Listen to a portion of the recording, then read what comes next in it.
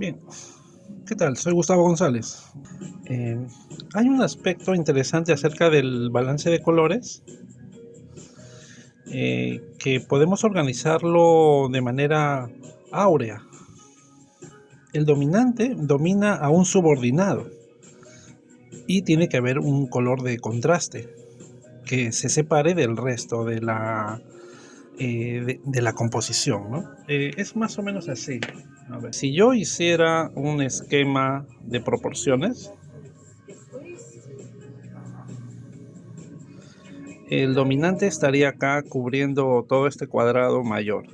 Bien, este va a ser el dominante. Hay un color subordinado que vendría a ser este cuadrado de acá. Y nos quedaría un rectángulo así, áureo, que sería el contraste. Entonces, dominante, subordinado, contraste. Ese sería, digamos, el aspecto teórico, ¿no? En mi elaboración, entonces, lo que yo estoy proponiendo, bueno, es la idea inicial, ¿no? Que esto sería un verde de un tono algo oscuro, un verde. Es un esquema de proporciones, ¿no? Está relacionado también con la clave tonal, que también se aplica así de esta manera. Al menos en el curso que yo enseño de composición, en arte figura, así propongo los espacios, ¿no? Porque tenemos la noción de claves, pero no nos explican exactamente la proporción, o sea, gráficamente nunca nos explican la proporción. Y esto podemos aplicarlo para valores tonales, texturas, colores, saturación, y funciona. Bien, y sé que el color de contraste es un rosa, ¿no es cierto? Es un color rosa o rojizo de esta manera, ¿no? Bien, entonces ya tengo esos dos tonos, pero me faltaría un tercer color de subordinación. Este color es esa elección, pero debe ser más relacionado con el verde tal vez que con el rojo, ¿no? Y si son directos, imaginemos el círculo cromático, ¿qué color estaría de un lado o del otro a media distancia? O tal vez hacer un acorde entre el verde y tal vez un azul, cosa que estoy intentando acá, pero todavía no me convence. Entonces creo que necesito otro color. O bien lo tiro para que acompañe un poco al rojo, o bien lo tiro para que acompañe un poco al verde. ¿Se dan cuenta de esas disposiciones, no? Son interesantes. Veamos, podría ser un violeta. Lo dejaría al verde como muy separado. Un azul, se irían todos al frío y quedaría el rojo ahí. Un color naranja, amarillento, siena. Podemos probar con un color algo siena, no lo sé. Pero este tendría implicancias en los demás colores, ¿no? Vamos proponiendo un contraste, pero bastante controlado en tamaños. Acá tengo el verde con un poco de azul.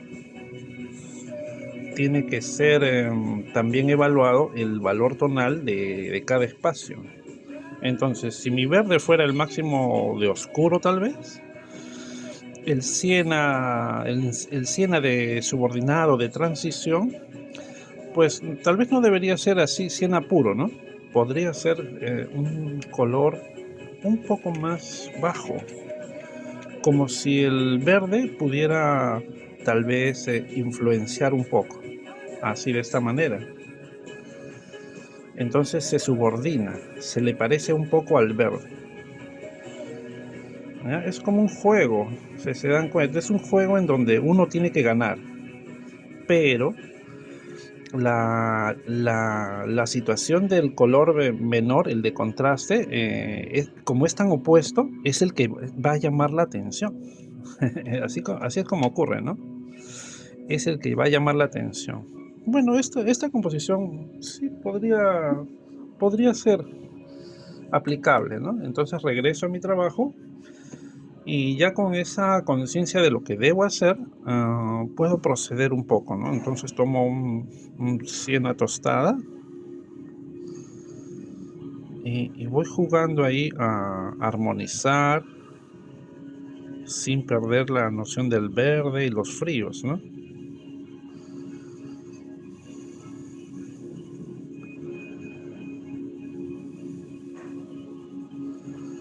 Algo así. Entonces ahí ya simplemente voy avanzando, seguro de cumplir ese planeamiento en mi esquema. Hay que confiar en el proceso. Ya lo he hecho antes y todo concuerda. De manera que va a resaltar el rojo, pero no de una manera tan absoluta, ¿no? Va a haber un tono cálido que también lo vaya acompañando relativamente, ¿no? Pero no puede tener unos espacios similares al verde. O sea, el verde tiene que llegar a posicionarse como el área mayor que tiene más influencia, ¿no? Cuando digan ese cuadro verde, ¿no? Entonces es porque has hecho bien el trabajo de la composición en cuanto al color. O sea, hay una personalidad del cuadro. Bien, otra cosa que no había contado en un video anterior en donde estuve hablando de toda esta historia, ¿no? De cuando era niño. Bueno, hay varias cosas más en realidad, ¿no? Pero si uno quiere llevar una historia, tiene que ser breve y no puede entrar en detalles. Pero de repente tengo unos minutos para hacerlo, ¿no?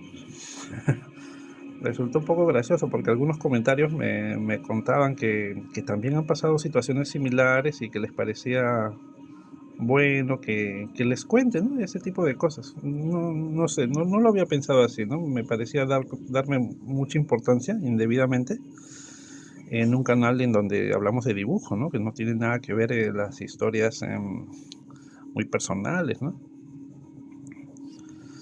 Sin embargo, como el canal ya tiene años, y entonces el crecimiento que vamos haciendo juntos, ya llega un momento en que se tendría que conversar de una etapa posterior, creativa, más sentida en la obra, ¿no? Ya no solamente el área técnica, que nunca dejaríamos, ¿no?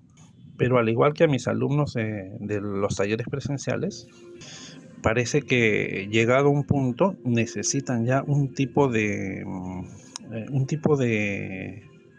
guía, algo más psicológica tal vez, para que desbloqueen un poco su parte creativa, su personalidad en el arte.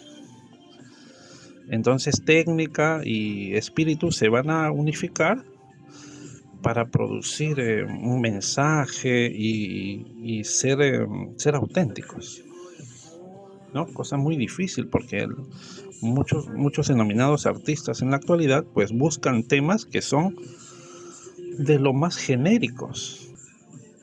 Yo contaba que en lo único que destacaba era en el dibujo, ¿no? Pero sí, después al revisar el video, había otra cosa más. Desde pequeño, cuando estábamos en las clases de educación física o en el recreo, resulta que yo era veloz, bastante rápido. Yo no era de los más altos, pero corría muy rápido. Y eso siempre lo mantuve, ¿no? Desde pequeño me acuerdo que siempre llegaba primero en las carreras, porque en los colegios siempre había como pistas semiatléticas y en las carreras siempre llegaba primero. Y resulta que cuando estuvimos en secundaria, pues yo no era bueno en deportes, en ningún deporte, ¿no? Entonces ahí yo estaba simplemente mirando cómo jugaban fútbol, básquet o vóley, pero muy poco participaba. No era así de ese tipo de juegos. Y así ya estábamos en secundaria, ¿no? Secundaria, el colegio, Dios mío. Ahora les cuento un poco más. Entonces, resulta que en una ocasión veo que estaban afuera en mi colegio. Mi colegio de secundaria se llamaba San Antonio, pero era tan pequeño que le decían Toñito. Toñito le decían, no San Antonio, sino Toñito. Porque era demasiado pequeñito, estaba en medio de un parque. Entonces el profesor de educación física, excelente profesor, nos hacía correr alrededor del colegio, ¿no?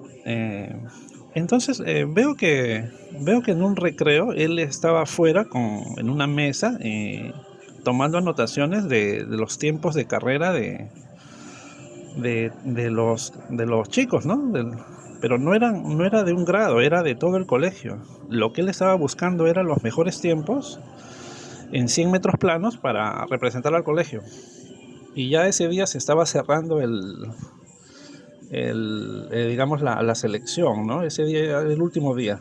Y el profesor ya estaba así como medio desanimado.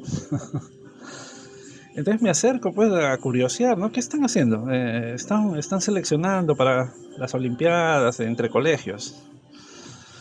A ver, me inscribo, ¿no? En casi las últimas carreras me inscribo. Nos vamos ahí, me ponen un número. El profesor era muy organizado, mucho. Entonces, ya, me ponen ahí en la pista, en la salida.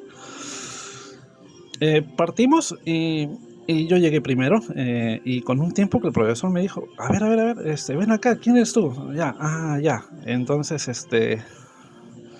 se animó el profesor y hizo una nueva selección al rato y volvimos a correr, ya entre los que hicieron mejor tiempo. Igual llegué segundo, pero era un buen tiempo. Entonces el profesor nos llevó me parece que fuimos tres, al estadio para competir con el colegio. Entonces decía, oye, tú sí que eres veloz, ¿y de dónde sacaste eso? No, porque bueno, hasta para mí fue una sorpresa, ¿no? Yo simplemente sabía que me gustaba correr rápido, pero no pensé que era de los mejores del colegio. Eso sí fue una sorpresa, porque habían muchachos más altos, ¿no? A veces ser más alto o más musculoso no es lo mismo que ser más rápido.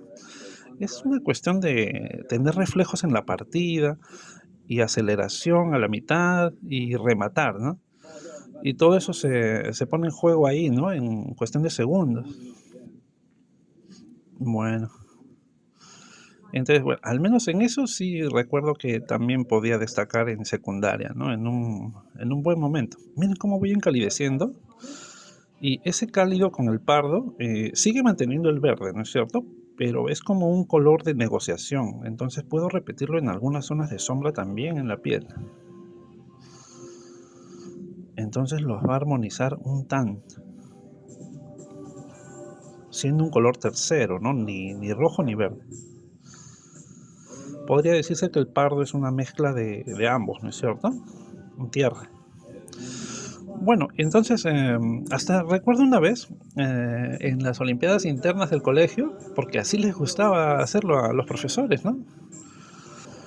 Y en mi salón habían flacos, raquíticos, unos gorditos, muy pocos atletas, no habían. Entonces, ¿qué hicimos? Me pusieron penúltimo para, o sea, se supone que la carrera de 4 por 400 son cuatro corredores que tienen que pasarse una posta, ¿no? Ahí en la posta, como vemos en las Olimpiadas. Entonces, bueno, estratégicamente me pusieron el tercero.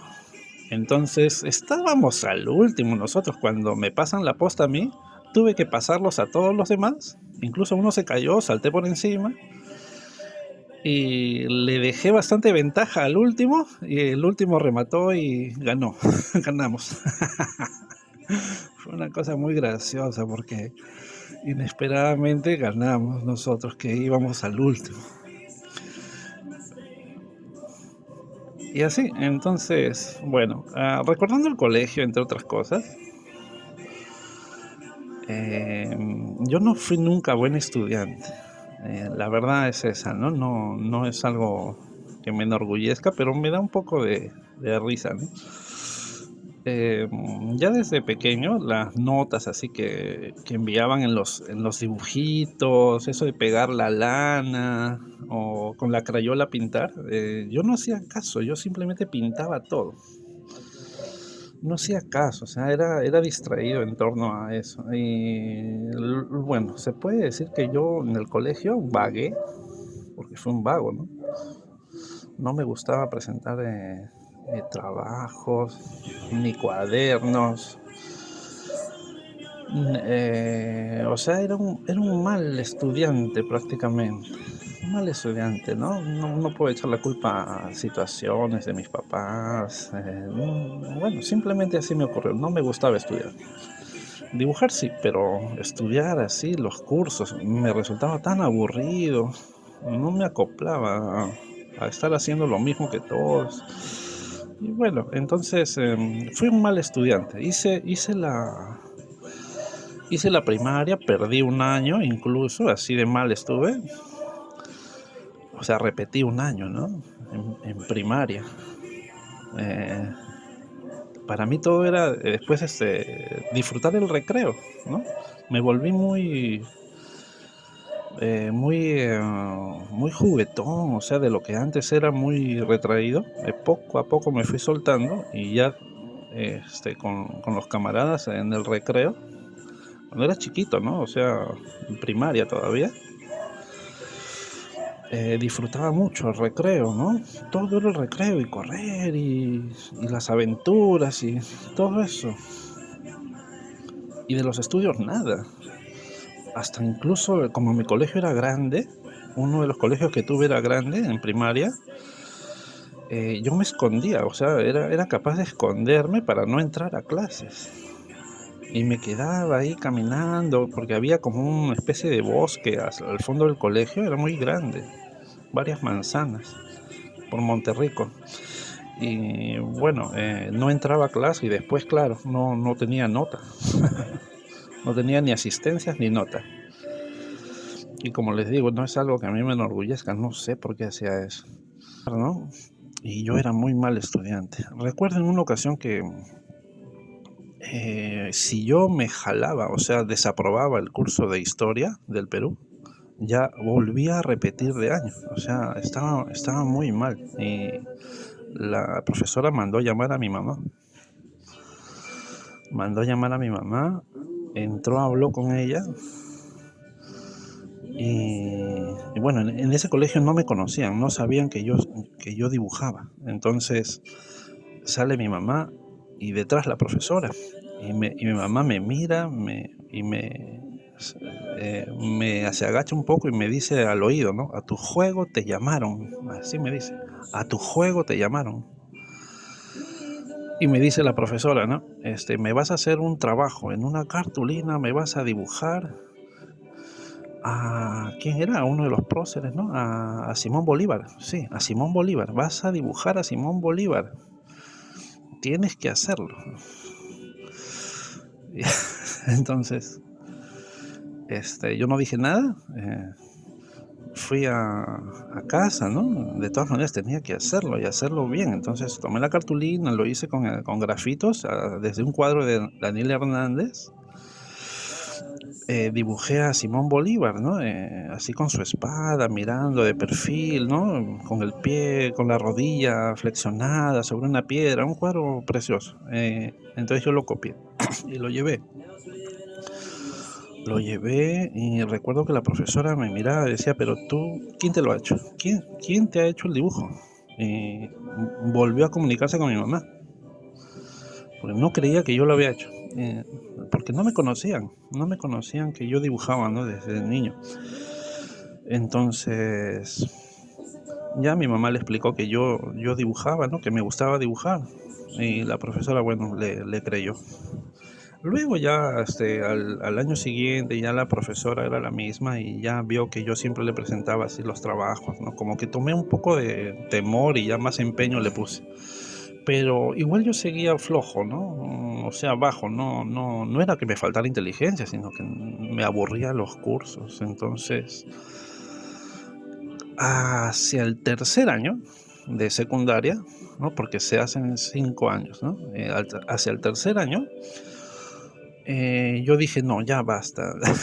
Como que entré en razón y maduré, ¿no? Y dije, ya basta, esto tiene que parar. Tengo que dejar de preocupar en mi casa, ¿no? Y ya quiero estudiar, ¿no? Ya, por fin, quiero estudiar. Entonces, de verdad me puse a estudiar. Y agarré ritmo. Menos mal me hice amigo de César Balda, un amigo argentino, le decíamos el Che. y él era muy inteligente y muy estudioso, muy organizado. Entonces él me ayudó a un poco entender cómo se hacen las cosas. Entonces ya comenzó a irme muy bien, a sacar buenas notas y ya se volvió poco a poco, desde tercero, cuarto, quinto, se volvió ya como un deporte, estudiar para sacar las máximas notas, ¿no? Entrábamos a los exámenes, me acuerdo que el profesor tenía un sistema en donde él mezclaba para los exámenes de fin de semestre, fin del trimestre, él mezclaba los alumnos de todos los años, de todos los grados, y hacía como una especie de trenza en donde tú te sentabas y no había ningún compañero tuyo alrededor, ninguno. El profesor era matemático, entonces le gustaban todos esos juegos. Estudiaba cómo fregarnos para que no pudiéramos copiarnos unos del otro, ni siquiera comunicarnos. O sea, tu compañero estaba tan lejos que no podías realmente ni... Bueno, y así. Bueno, entonces, de verdad que mis notas ya iban 18, 17, 19, 20. 20 es la máxima nota, ¿no? Era gracioso porque yo ya estudiaba para sacar así muy buenas notas y tener así unos promedios altos. Claro que en la promoción habían 3, 4 chicas que ellas querían optar para una beca tal vez en alguna universidad, entonces necesitaban estar con un promedio altísimo y ya ellas eran ya los monstruos, pues, ¿no? Pero de ahí ellas ocuparon los primeros puestos y de ahí vine yo. O sea, yo ocupé el cuarto puesto de la promoción en cuanto a aprovechamiento, le dicen, ¿no? Así de estudioso me puse, pero ya al final, como si fuera el buen ladrón, ¿no? Al final sí me redimí. Recuerden que yo tengo un curso que es de composición pictórica, donde se hablan de estas cosas y muchos más, ¿no? Aborda todos los temas que yo sé de composición, que he podido investigar durante años. Son tres temas. El de bodegón, que es bien amplio, ¿no? Ahí es donde se aprende a componer con los bodegones. Está el de retratos y el de sección áurea, ¿no? Que es más amplio, para temáticas amplias y más conceptos. Acá el valor tonal de este tono intermedio tendría que ser un poquito más oscuro. ¿Por qué digo tendría que ser? Porque también tiene que funcionar tonalmente. Entonces, este será un rosa como el de acá, pero tengo que aclararlo, ¿no? Es decir, tonalmente también tiene que ser opuesto a los demás. Y con un grafito puedo ahí ocasionar un oscurecimiento, pero sigue siendo un tono frío, algo verdoso, ¿no? ¿Se dan cuenta? Entonces es un juego en donde el que manda es en la composición general, ¿no? Entonces es un planeamiento.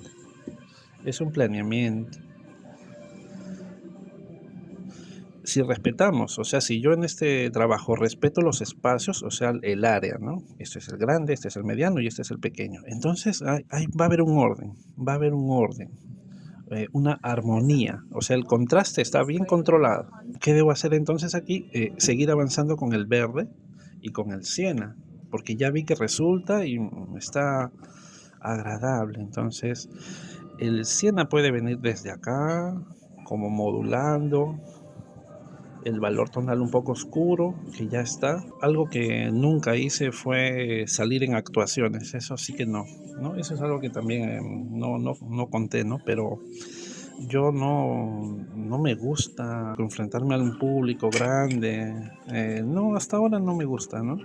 Me ocurrió una vez entonces que me obligaron, porque yo no quería, a salir en una actuación,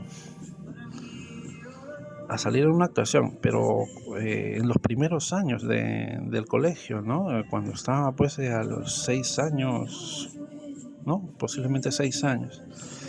Y yo no quería, o sea, a mí me moría de la vergüenza, no me gustaba hacer nada de eso, no me atraía, era muy ensimismado, bueno, como les dije, ¿no? Y me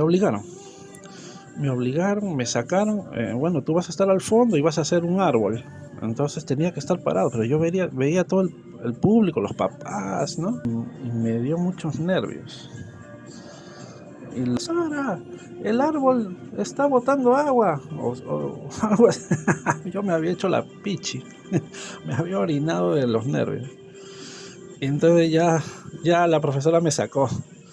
Me sacó de ahí. ¿Para qué tenían que obligarme si yo les había dicho que no me gustaba? Bueno, ríense si quieren, ¿no? Pero eso así me pasó. Y hasta ahora me acuerdo, ¿no? No me gustó nada eso de que me obligaran a algo así. No entendía qué cosa era, cómo era multiplicar o dividir, y me iba pésimo. Y la profesora se molestaba. Me sacaba la pizarra y me ponía una división. Para mí era pues un idioma extraterrestre, no entendía. O de verdad era muy distraído. ¿Cómo no vas a poder? Molesta la profesora y todos se reían de mí. Eso es lo que ella quería, que todos se rieran de mí. Y así ocurrió. Entonces es como que yo peor, me bloqueé, pasé una vergüenza. Profesores así no sirven para nada. En esa época recuerdo que mi mamá, para que pueda pues salvar el curso, ¿no? Me puso una profesora particular.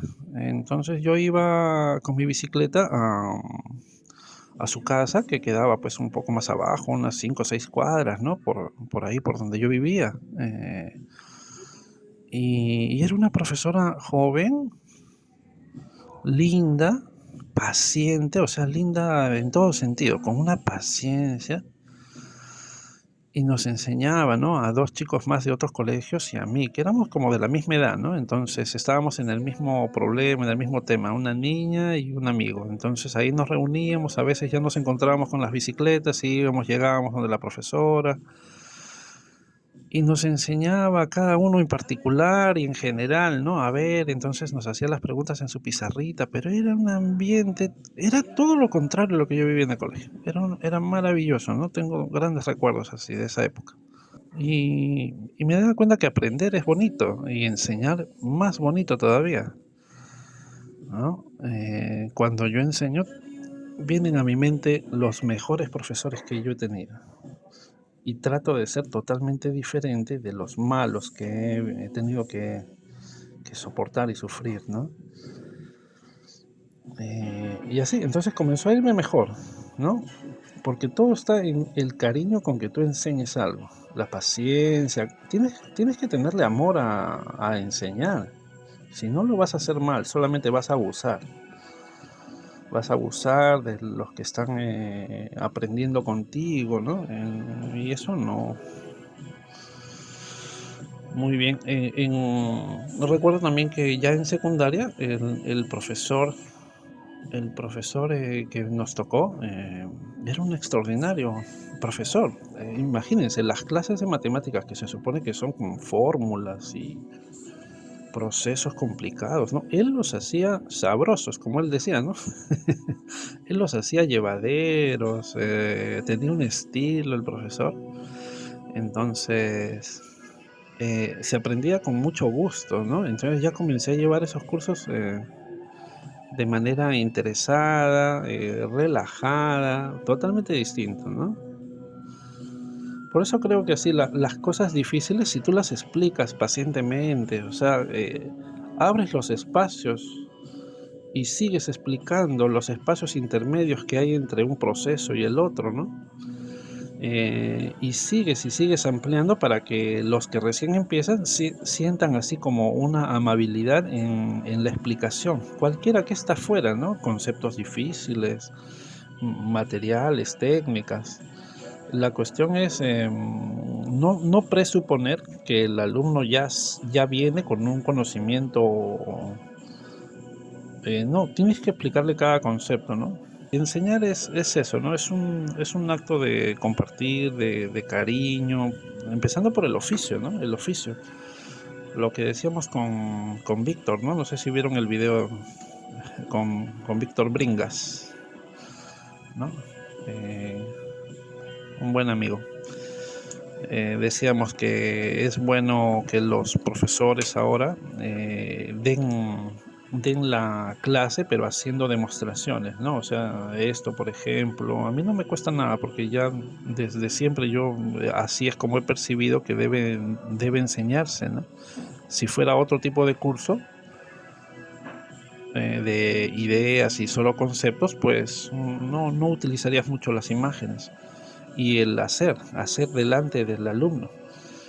Pero estamos hablando de dibujo, de pintura, entonces si tú no lo haces allí para el alumno, entonces creas una brecha ahí difícil de llenar, una separación, porque le pides que él sí lo haga, pero no le has enseñado exactamente cómo hacerlo. ¿Y qué pasa con los alumnos? Ellos ven los tutoriales, ¿no? Y en esta rama, pues, del arte, ¿no? Que es así, de ejecuciones necesariamente, ellos solo te van a respetar profundamente si ven que tú haces lo que les pides. Si dices, vamos a hacer el sombreado, vamos a hacer un tratamiento anatómico, el volumen, o vamos a generar un ritmo compositivo y tantas cosas más, ¿no? Pero si ven que tú lo haces allí, desde el papel blanco, entonces ellos sienten una conexión así contigo y te lo van a agradecer por el resto de su vida, ¿no? Porque tú les has abierto justamente una puerta para que ellos transiten amablemente por la parte técnica, sin temor, entonces ya saben cómo se hace. Muy bien, aquí terminamos entonces también el retrato de Beatriz, ¿no? Faltaría la firma acá, hay que ver con un color bonito.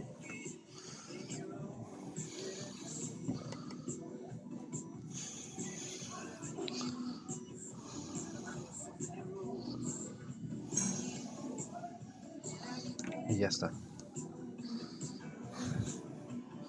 Muy bien. Les agradezco mucho por acompañarme. Ya pronto hacemos de repente acá hay otro. Hay un rostro ahí que podemos hacerlo después. Bien amigos, cuídense mucho. Ya seguimos comentando y conversando más cosas. Hasta luego.